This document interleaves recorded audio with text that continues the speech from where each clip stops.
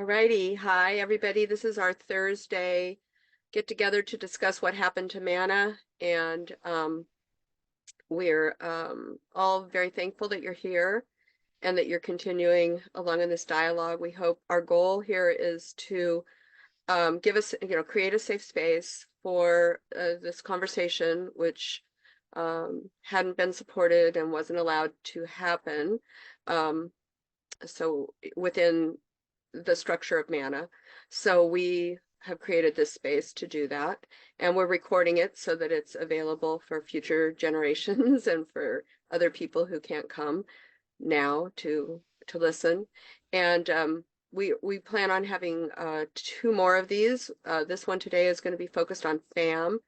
The one after that will be focused on Manna. We're looking at basically what is there we can salvage from these organizations to move forward, so that we don't have to reinvent the wheel, and hopefully that there's something that we've created after the 48 years of working to organize that can be helpful to the next generation. We've got Ida. Ida's joining us right now. So we're very happy for all of these folks who are joining us. And hi, Ida, welcome. And so I just am good. Oh, and then the next meeting will be regarding Manna stats, assets that Manna may have, and the protocols that happened in closing Manna down. And then the final meeting that we'll have will be future visioning and really what we can do to move forward as sisters on a journey, right? So I'm going to turn the meeting now over to Sarita. I guess the number one thing I just want everybody to know is that our goal here, oh no, actually, I think Lori, you're next up. Yeah, Lori's going to help us. She's going to, for those of you who don't know Lori Barkledge is helping to facilitate many things within the birth world community. And here in particular, she's helping us to recognize and release some of the trauma around loss, and so that we can put that in a place, and that allows us to be much more able to be present in the moment for this work that we're doing. So I turn it over to you, Lori. I'm sorry that wasn't much of an introduction about your background and all. I didn't have it up there, so I apologize. Yeah, that's fine. I was going to say I'm fine with that. If people are watching this series, they'll see the intro from last week. Great. I do want to point out, and partly because of some of the information I'll share later, that I was not part of Manna other than a year or two where I was a member, and I was never part of FAM. I'm here because I'm interested largely in seeing how the dynamics of the midwifery community is limiting options for families in America. And part of my exploration of that has been in the trauma healing space and how midwives treat each other, but largely going upstream to why they treat each other that way. And part of what my awareness is in that trauma. And what I would like for us moving forward, and the reason I'm here today, is because I really want us to be able to go forward setting aside or working on those trauma pieces so that we don't perpetuate that with whatever happens next, because we are creatures of community. We are going to form some kind of community. I would love to see it be a healthy one. And I'm still not even sure what all happened with Manna and FAM, but I do know that a lot of people were hurt. And it's really important to the world, honestly. I mean, I'm that person who thinks that if we can help make better births, that we're making the world a better place, one birth at a time. So that's why I'm here. So that's my little intro, my unofficial intro. So if everybody can open up their little chat window, we're going to have a place for you to put in some intentions. We're just going to, first of all, let's back up a second. Let's just bring ourselves into this room right now. Let's take a deep, deep breath. Even one deep breath can signal to your body that you are in a rest and restore mode. sometimes it's hard to take that deep breath, but we're just going to gently allow us to take as deep a breath as we can with no judgment. If you find that you can't take a deep, deep breath, that's okay. Take as deep a breath as you can. Shallow breaths trigger our fight flight, so we just want to get ourselves out of that to the best that we can right now. So for right now, just kind of tune in and listen. This will only be a few minutes long. Don't worry, I won't keep you from the topic at hand for long. I invite everyone to take a moment and just listen to what I'm about to read as we set our intention. This is on behalf of ourselves, our ancestors, our descendants, our families, our coworkers, our community, and anyone who would benefit from this. This session is going to address anything that keeps us from working together in the best interest of all families, and whatever keeps the community as a whole from recognizing birth as a human right, and whatever we perceive as having been lost through whatever just happened. Everything that happened, we don't even know what all that is now, but everything that happened collectively has an energy, and that energy up till now, and probably for a little while still, will be an unsettled energy. We don't know what is going on, but our bodies, our energy, and our relationships already know this energy. Because of that, we're going to try together to kind of shift our energy so that we can help build a foundation that isn't coming from that place. We're going to allow the statements to flow past us. We're just observing them and allowing them for now. We can save the chat so individual bits can be delved into later from an intention of healing them more deeply. If you have anything that you would like to place in this intention, and this could be, I mentioned last week, some people might call it trauma dumping, but what we're really doing is we're putting out there what things we've been told not to talk about. We've been told to, you don't say those things. And we're talking to one another. We're saying, hey, I'm scared because I don't know what this means. Hey, I'm feeling attacked. Hey, I'm feeling unsafe. Hey, I'm feeling confused. Anything that comes to mind about this that feels like you would just love to say it. And let me tell you that if you don't want to say it in this chat group, you can go ahead and send it directly to me in the chat, and I will read it anonymously for you. And at the same time, if you don't even want to do that, just please hold it in your heart. We're going to take about 2 minutes and just type in anything that comes up about this.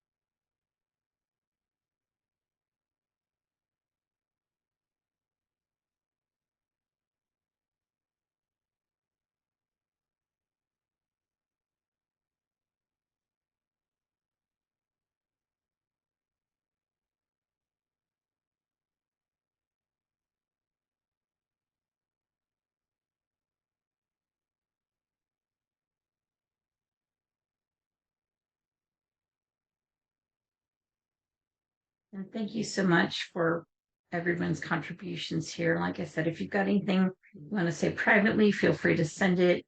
And if you feel that it's not something you want to say out loud, that's okay. We're going to include our intention to include that as well.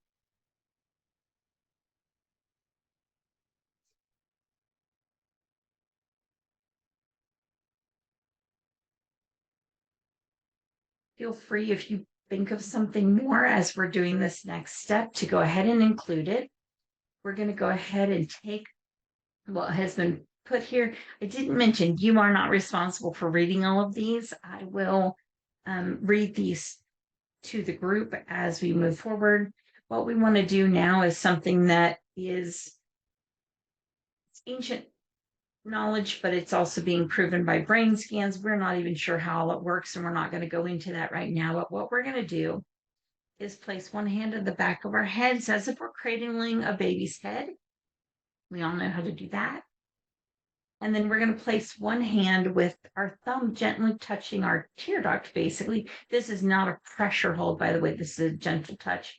And then a ring finger can go here touching the other tear duct. Just kind of a very light touch here.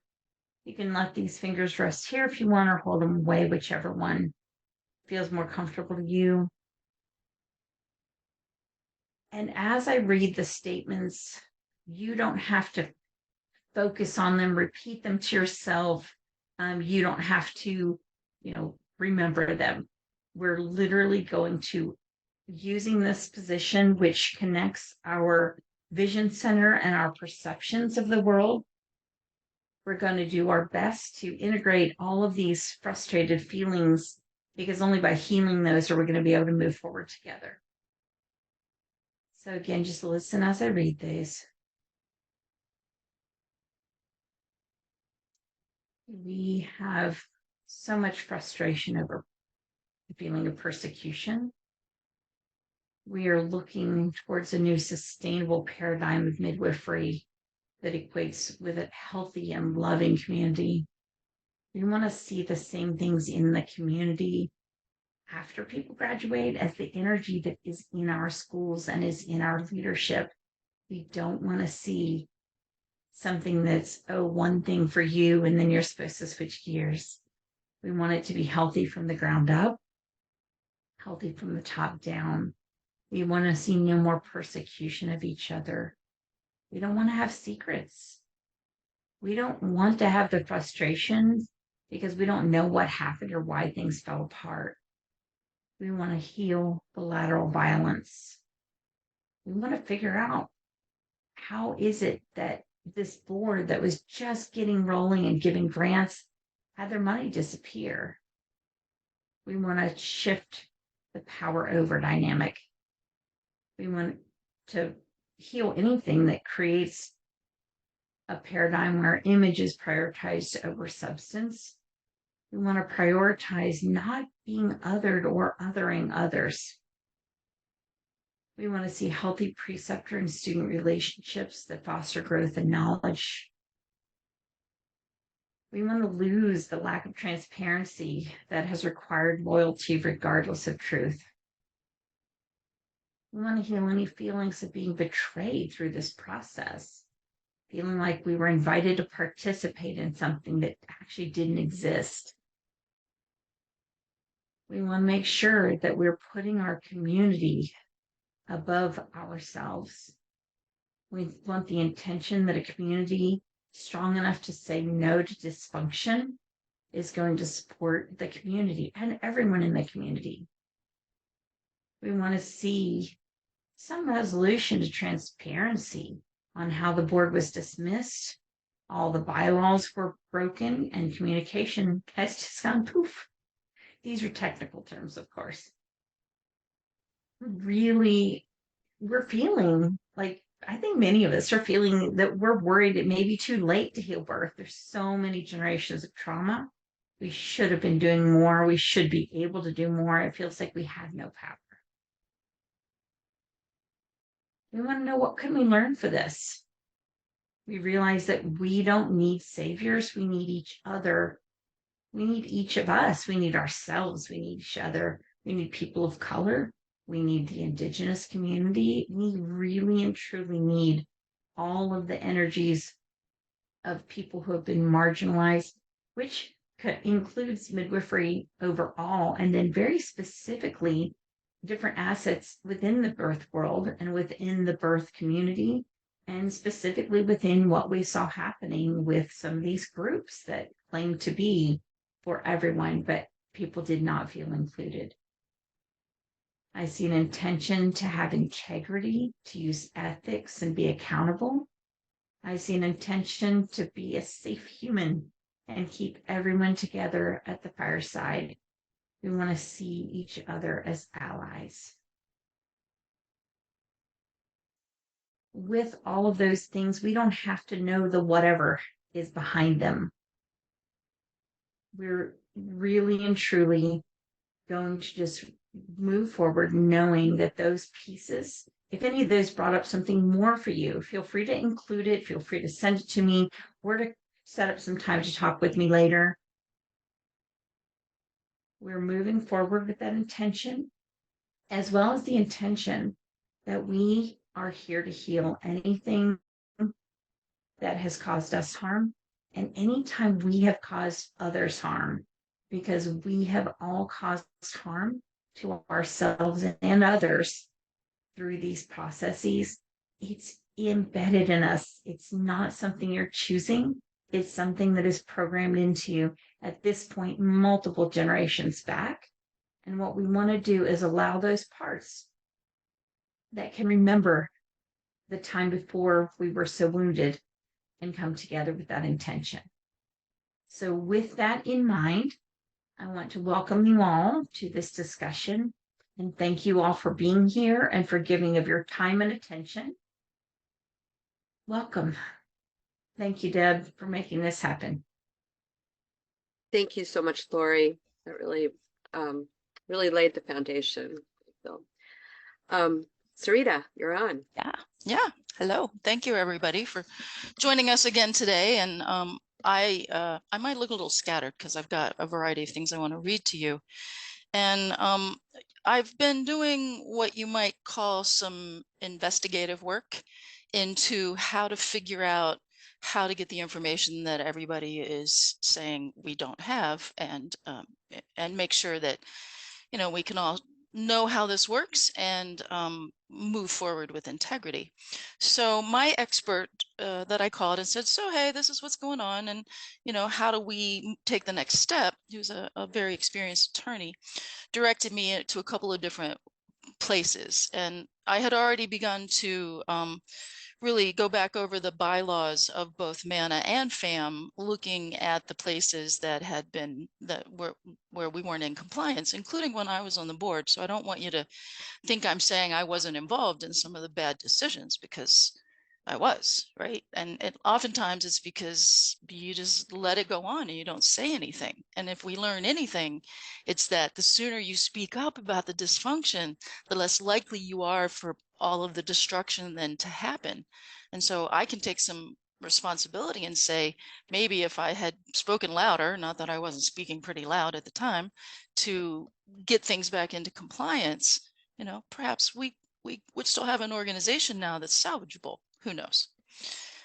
So after I familiarized myself again with the bylaws of both organizations, and then I asked my expert what to do next, and he directed me to the Secretary of State of the states where those organizations are incorporated. MANA was incorporated in Washington State, and FAM was incorporated in Connecticut. States, I mean, there's the IRS codes you have to follow, but each state has a process listed in its codes with the Secretary of State on exactly how each organization that's incorporated in that state, the process they have to follow to when they dissolve. In other words, a nonprofit that owns assets can't just write a letter to the community and says, see ya, and it's over. That's not how it works. You have to be able to stay legal, and you have to be able to follow the processes in those states.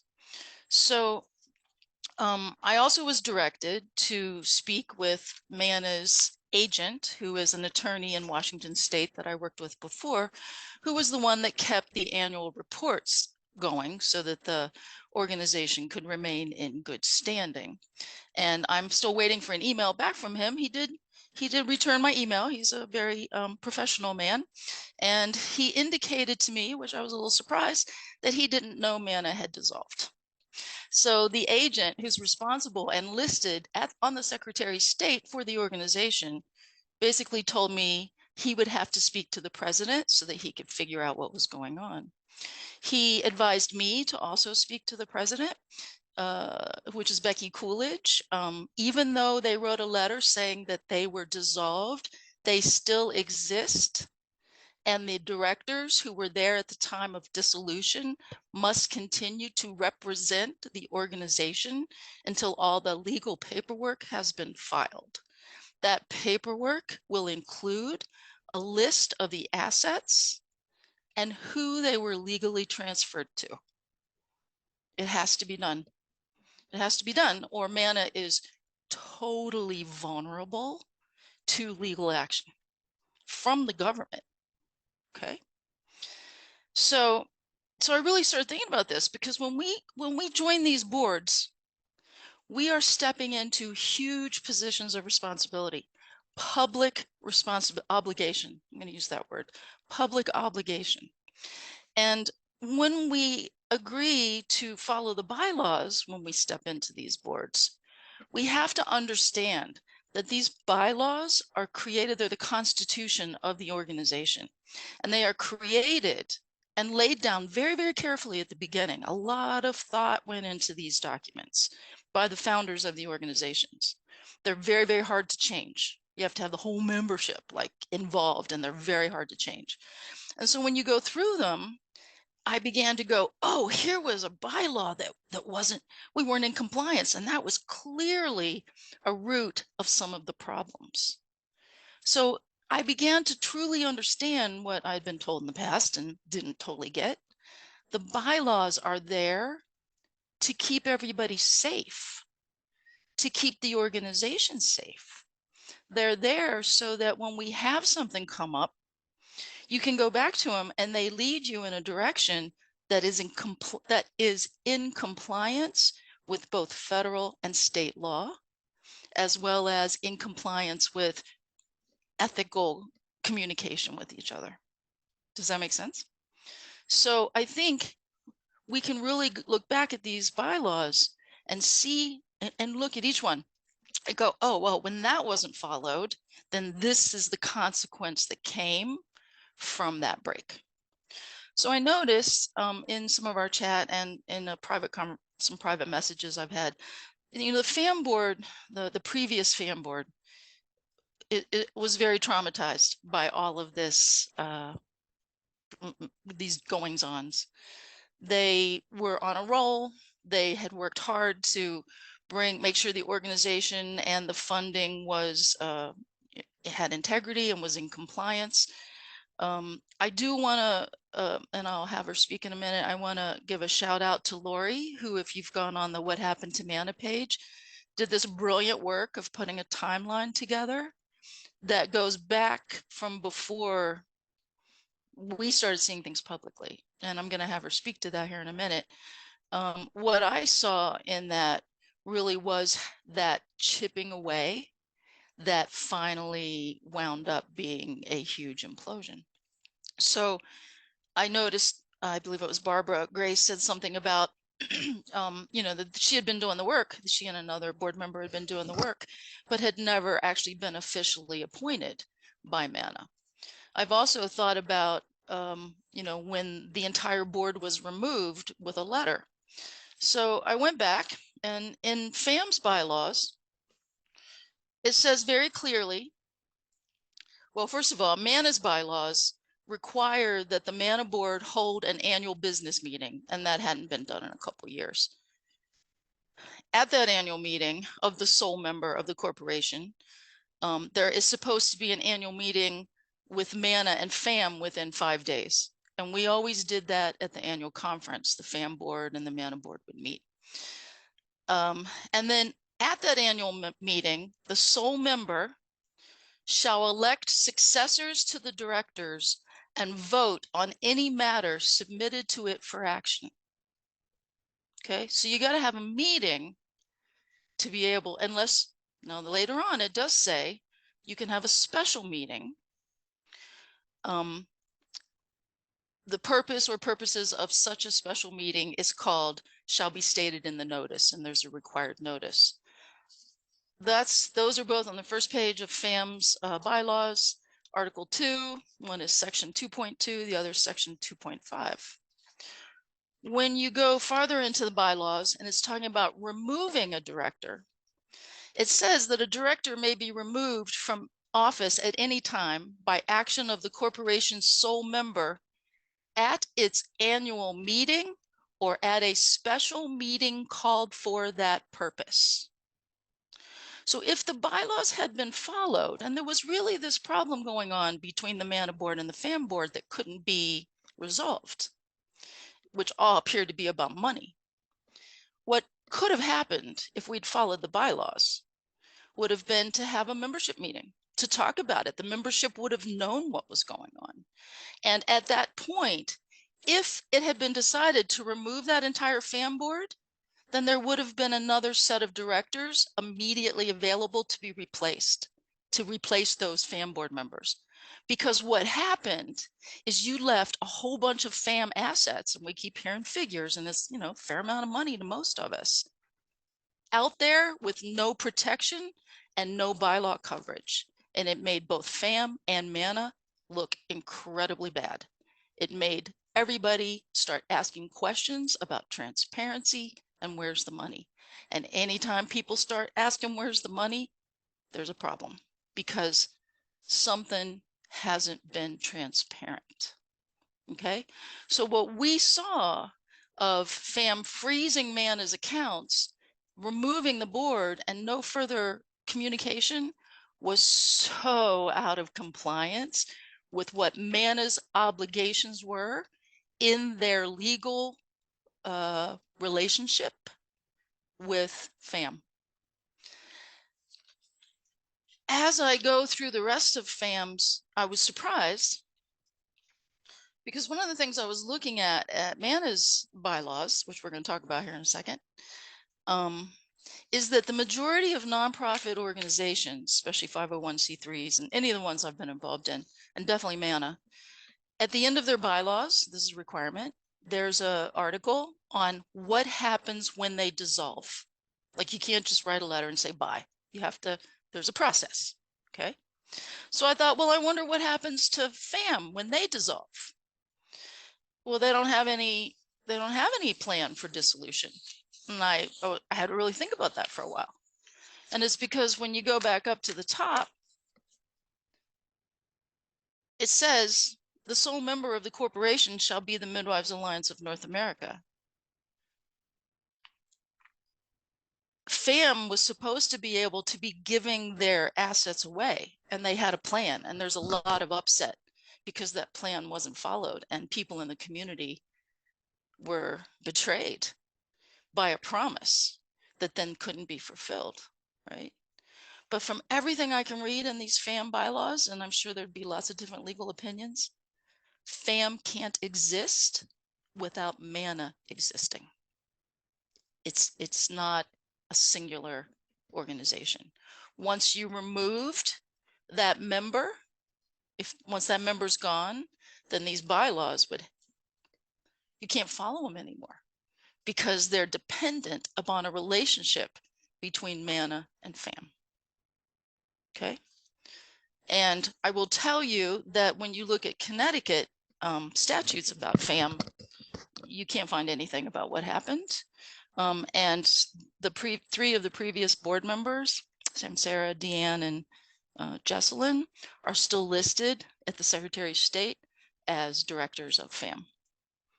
So I haven't been able to figure out, this was a question we had last time, about what their legal liability is by continuing to allow their names to be listed as directors of an organization that has had some question, that has created the appearance of impropriety. Okay, that's a legal term. And that's what bylaws are there to protect you from, creating the appearance of impropriety. Okay, like I'm not going to say, I don't know what happened. I don't know where the money is.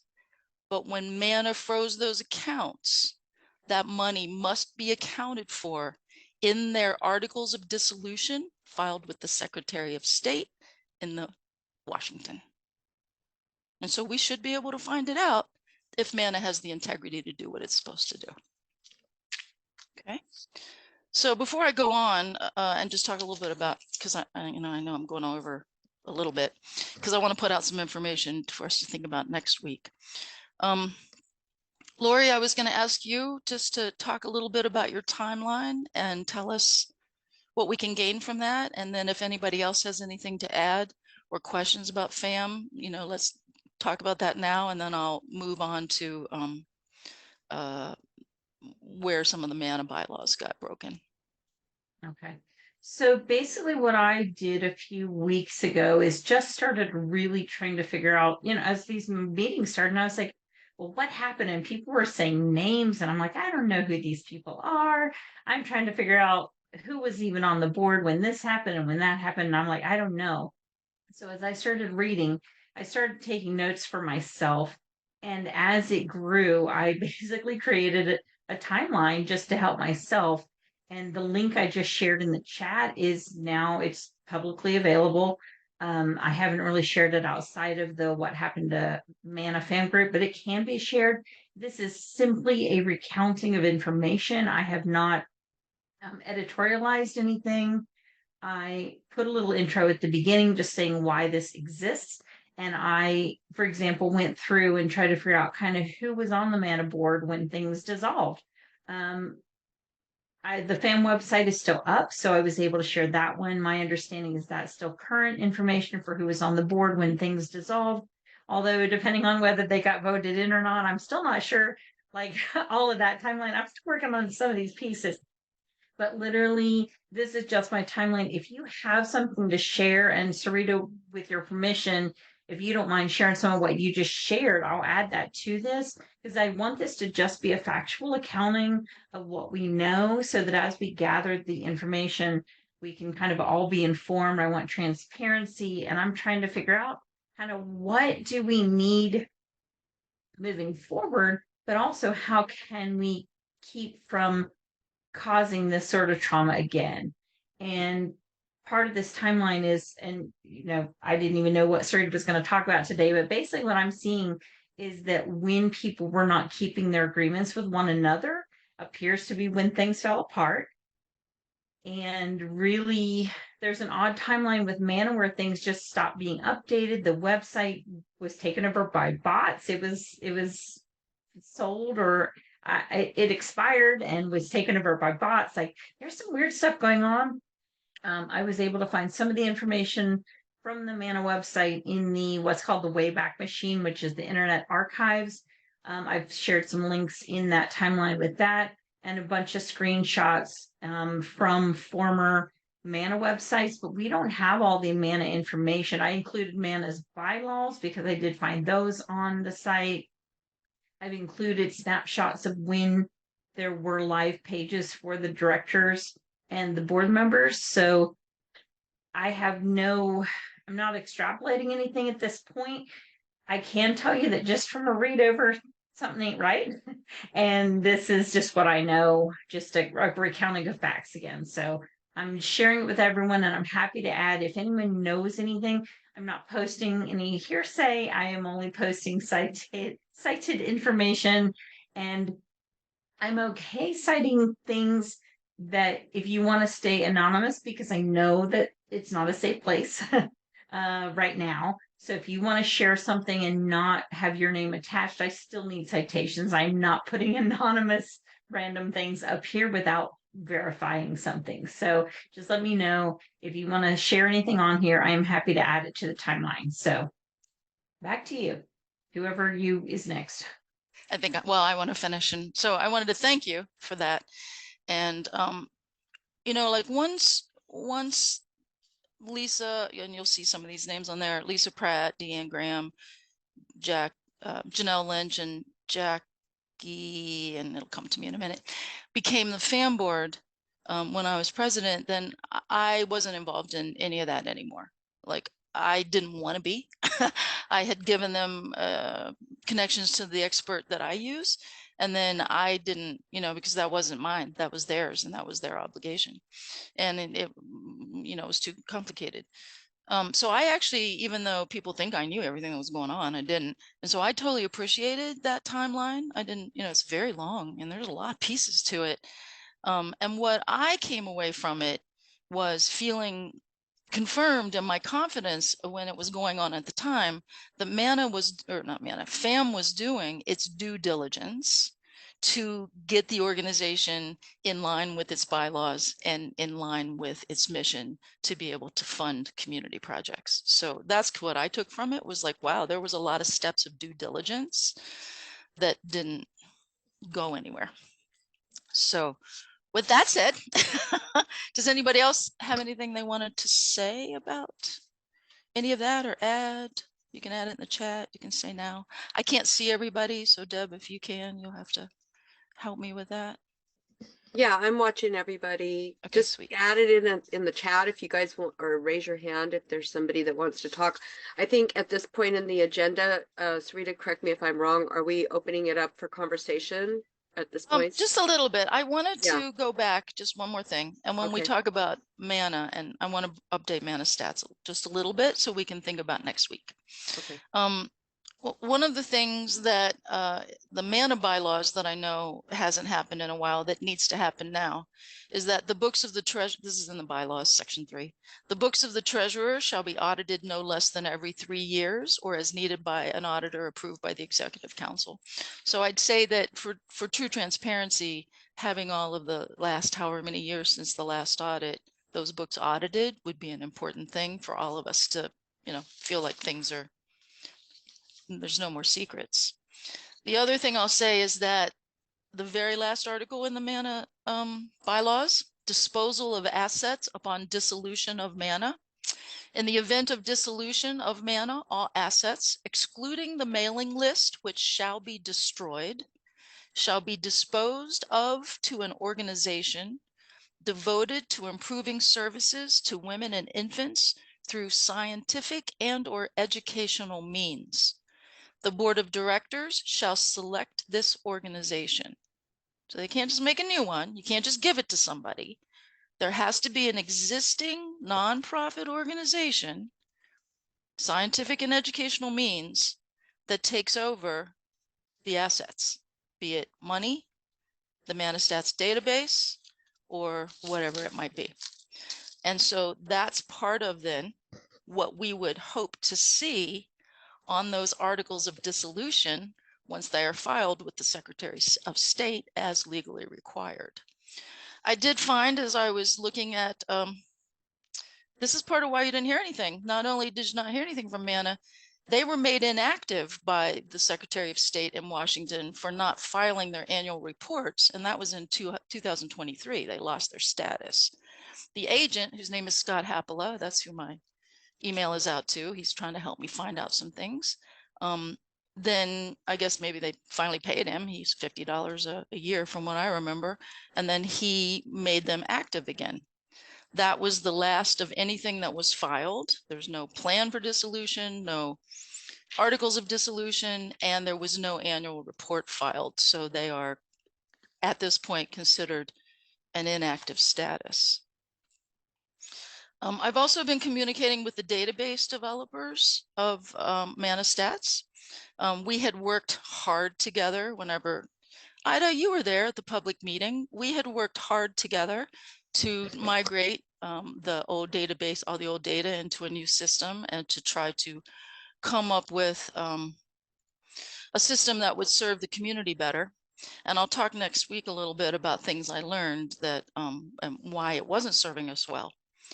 And what I'll say is that the TAs are incredibly professional, and they will not answer any kind of questions. They don't gossip. They don't talk out of school. They don't talk out of turn. They will only talk about things that are publicly known or that they can document. And basically what she was saying is they don't know anything either, and that, you know, what anything they know is minimal, and that we should be able to find out, as will they, when MANA files their dissolution articles. They did go on to say, we want all members of the community to know that we have privately committed to full support of MANASTAT's project since its launch. As you know, we are working daily to ensure the system meets and exceeds national standards for research and practice. MANA has not been active in supporting this work, and we have been disappointed in the lack of engagement and support. So those database developers, they've been carrying the load for us. I don't even know if they're getting paid. They don't even know who owns the database that they are now managing. That's how bad this is. And all of that has to be taken care of by the previous board of directors and filed with the state of Washington. Or we'll all know that there's still things hidden that aren't right. And it speaks poorly of every one of us. We are not immune from this odor that has been left by this dissolution done so poorly. It's on every one of us. And it's up to us, especially the leaders in the midwifery movement, to demand this transparency and that the legal processes be followed. And I'm incredibly disappointed that nobody's doing that. So, I'll take a breath on that one. And I think that, Deb, if you want to take it back, we were going to open it up. And Yeah, I Yeah, just, thank you. I put in the chat here that I think it's vitally important. This is the reason we're holding these Zoom calls, is because this material is critically important if you want to be a cognitive thinking person who asks themselves the question, why would Sarita Bennett be publicly attacked, literally, and her character brought into question, and an attempt to silence her complete by this slander and character assassination. It was because she was trying to bring this information out. And I think this is why it's important that we hold these meetings. I was personally, there was an attempt to silence me when I asked, when we were planning for the MANA funeral, wake, whatever you want to call it, that happened last Sunday. I asked if Sarita's voice would be allowed to be heard. I mean, she was an important leader in MANA's organization for 10 years. And there's a reason why she was slandered so publicly, and so that people would question what she was talking about. And so now I'd like to just open it up to conversation. If anybody, or you can put a question if you have a question. We've got approximately 20 more minutes, 15 more minutes here. So if there's any pressing thing that you want to know regarding FAM in particular, please let us know here, because next week we will be discussing MANA and MANA assets, MANASTATs in particular. I'm hoping by then to have made contact with Becky Coolidge and/or Scott Hoppola has made contact, so that somebody can get the information that the community deserves. So I'll bring that. I may have more information about MANASTATs by then. That we'd have come across a comment somebody made that said that they were one of the volunteers. You know, we've been trying to get in touch with people. We're not getting a whole lot of response from people. Nobody seems to want to talk. So yeah, but please, if anybody else has any comments or any information to add, or things you want me to keep looking up, you know, I'm retired. This is what I do. Barbara, did you want to say something? Yeah, hi guys. Thanks, Lori, for all your efforts. So much appreciated. I just wanted to mention that we can't hear you, Barbara. We can't hear you, Barbara. You're unmuted, but for some reason your mic's not picking you up. All right, let's see. How about now? A little better. Okay. That's not really loud. No. No, Barbara? Now you're muted again. Yeah. And so maybe come closer, unmute and come closer to your microphone. Okay, how about now? Yeah, that's Yeah, better. I have And then she froze. 3 cats sitting on the desk with me, and they're being so loud. September 18th is Barbie, can you type out what you're trying to say? Because we still can't understand you. Uh-uh. I'm Oh my sorry. I goodness. want to hear what you're saying. Mhm. Yeah. Something about September. I got that.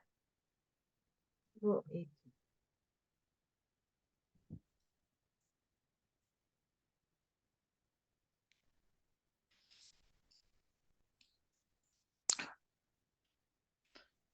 While she's typing, I don't mean to distract her. I do want to. Yeah, Lori, I think Lori had something she wanted to say. Lori, did you have something? Mm. You're muted.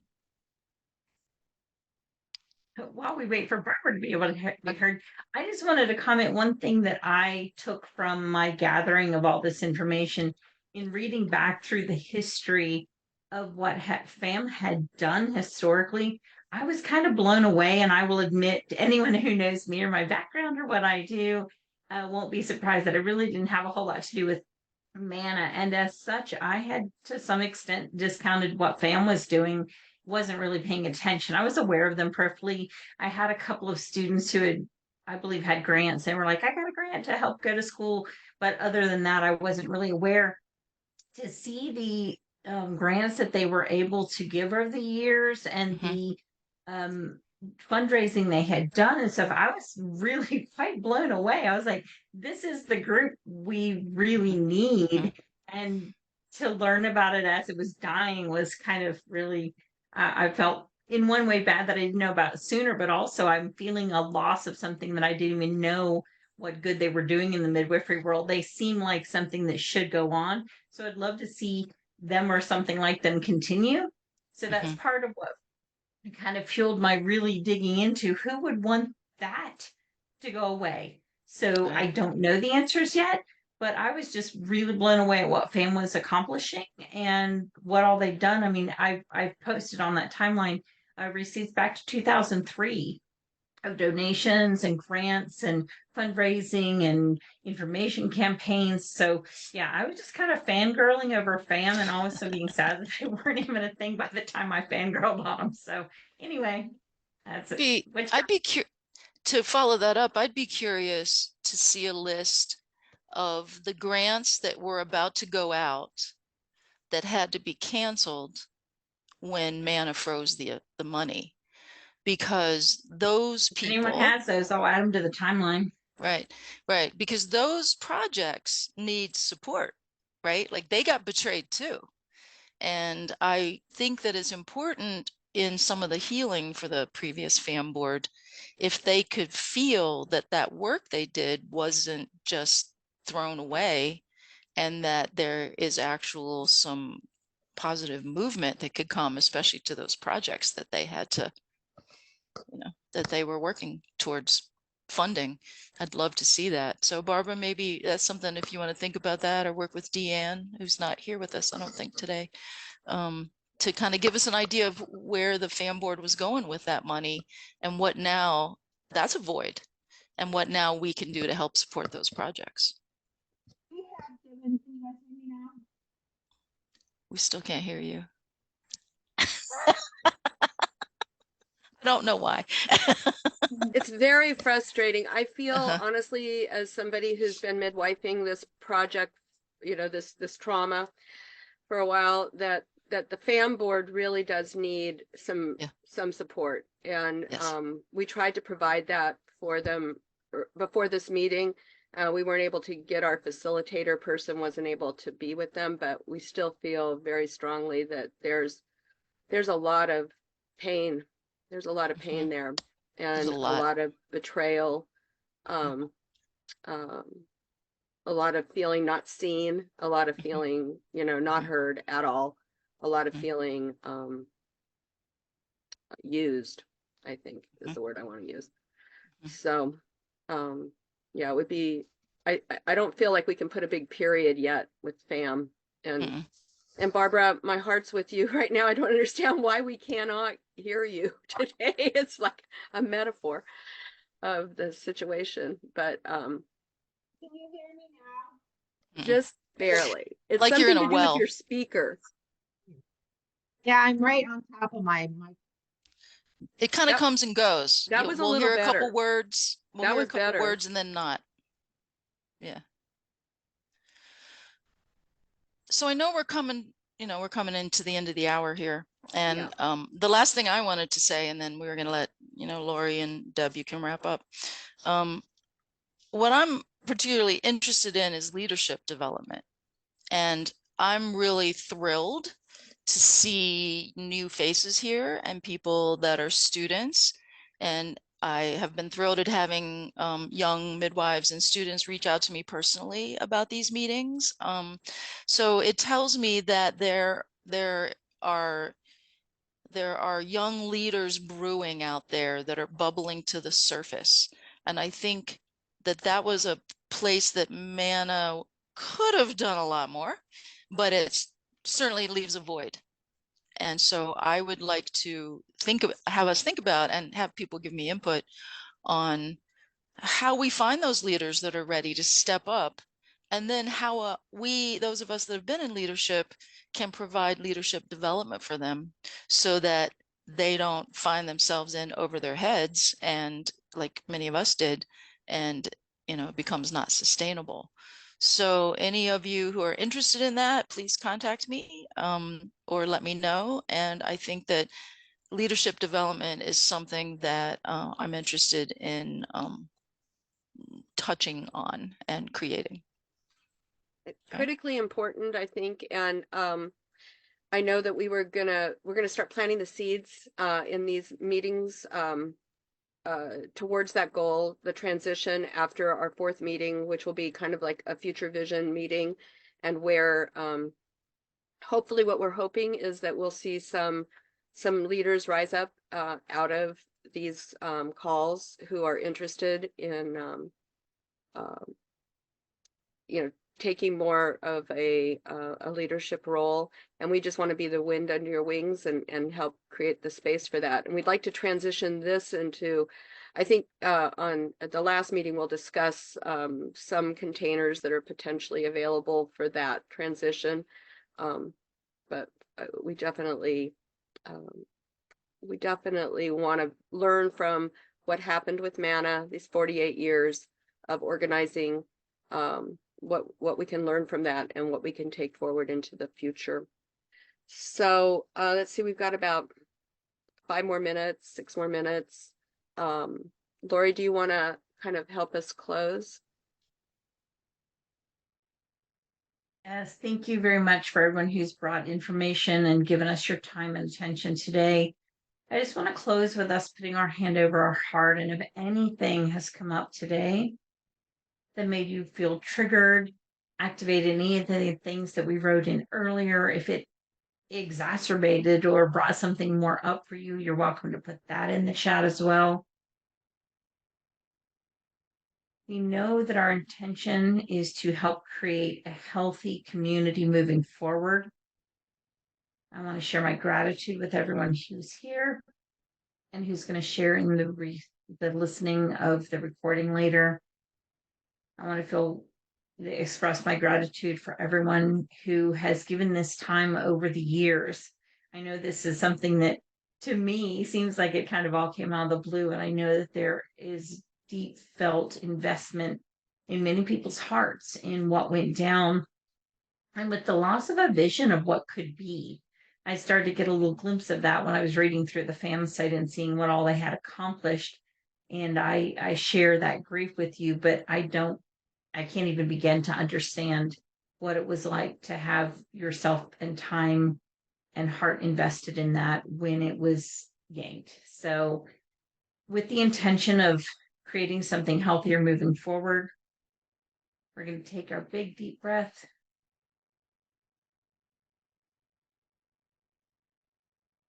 And thank you so much for making this happen, Barb. Everybody. I was starting to list names and I'm not going to be able to list everybody. So everyone who's here, thank you. Thank you, Lori. Really appreciate you, helping us with integrating all of these feelings. There's lots of feelings floating around here. Mhm. So, as was last week, we've recorded this session, so it'll be made available as soon as possible in the What Happened to Mana group.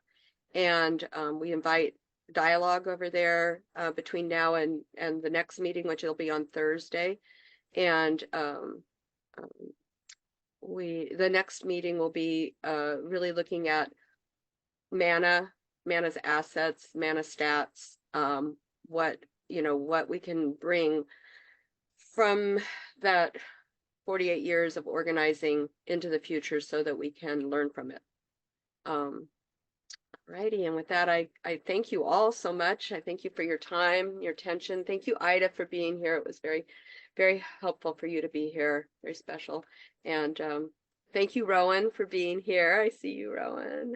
And thanks all of you, Joyful Faith and Barbara, and thanks all of you. I think we at one time had about 13 on the call. So this has been a good meeting, and we'll continue moving forward. All right, thanks. Bye-bye. Everybody.